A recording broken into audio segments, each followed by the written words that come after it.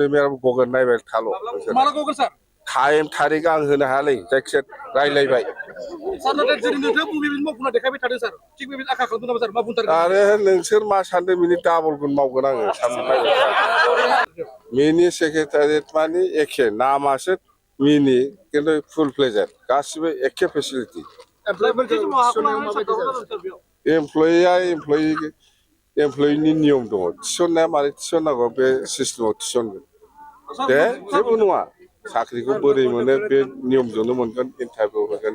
grade 3 grade 4 बेफोरथ' बिटिसिनि आन्दारावनो जाखायो नालाय बियो समस्या जाया जोङो इन्टारभिउ होनानै सोगोन बास 2 लाखआ जोङो दाखालि 10 फेब्रुवारियाव जोङो आराम्भ खालामबाय फेब्रुवारिनि गेजेराव फोजोबनांगौ इलेक्सननि आगोल सिएम साराबो डिक्लेयार खालामदों बेखौ जोङो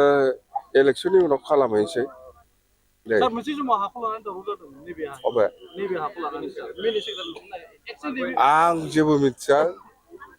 जेबो हयथ' माबाफोर जालायदोंमोनब्ला हयथ' रायलायलायनानै समाधान जाबाय बेखायनो दिनै जोङो बे खुन्थियाखौ गायसननो हादों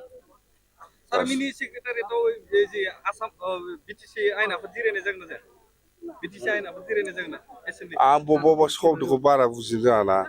मा होनदों जिरायगोनब्रा मानो जिराया जागोन मिनि सेक्रेटारि जाबाय बेहाय जों मानो जिराया जानो जागोन जिरायगोन एसेम्बलि खुंगोन एखे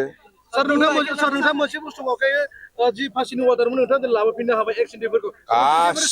गासिखौ रन्जन दैमायाबो गगोन नायबाय थाल' माला गगोन सार टाइम थारिख आं होनो हायालै जायखिजाया रायलायबाय सार नाथाय जेरै नोंथाङा बेबायदि मावफुंना देखायबाय थादों सार थिग बेबायदि आखा खालामदों नामा सार मा बुंथारगोन आरो नोंसोर मा सानदों बिनि डाबलखौनो मावगोन आङो साननाय